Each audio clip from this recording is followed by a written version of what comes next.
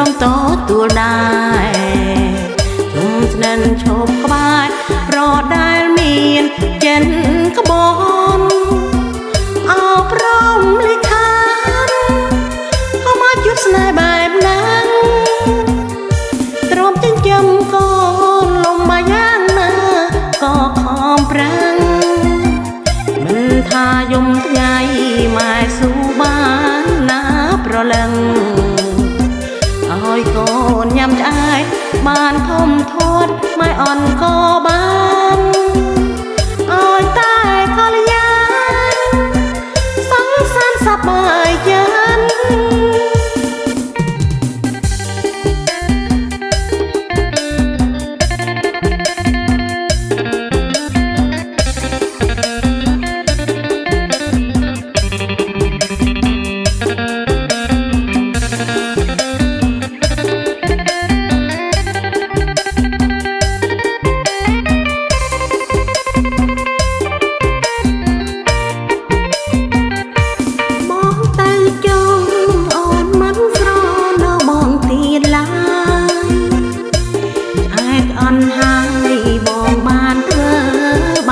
ចិត្តស្រី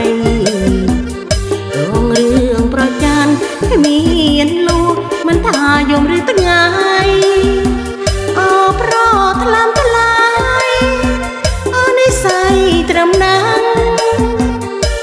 សូមេម៉ាយគ្មាននាងថាគ្មានអ្នកខឹង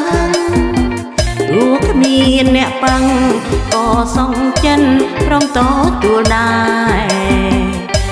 ស្និនឈប់ក្បែរប្រដែលមានចិនក្បន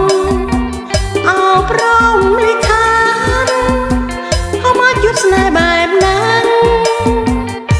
ទ្រាំចិញ្ចឹមកូនលំមកយ៉ាងណាក៏ខំប្រឹងមិនថាយំថ្ងៃម៉ែស៊ូបានណាប្រលឹងឲ្យកូនញ៉ាំឆ្អែតបានធំធាត់ម៉ែអន់ក៏បាន